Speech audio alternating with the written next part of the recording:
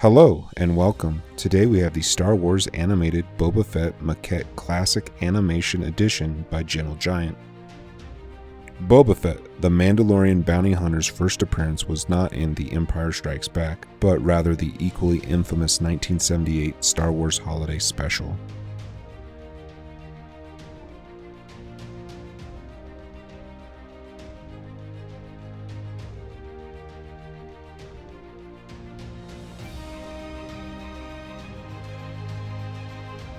Let's take a closer look. The edition is 588 of 1000.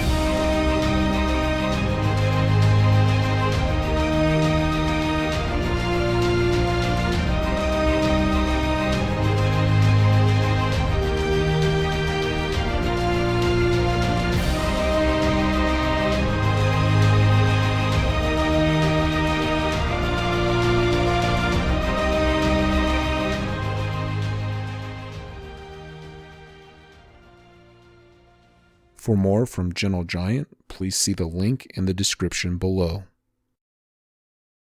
Thank you for watching. Please like and subscribe.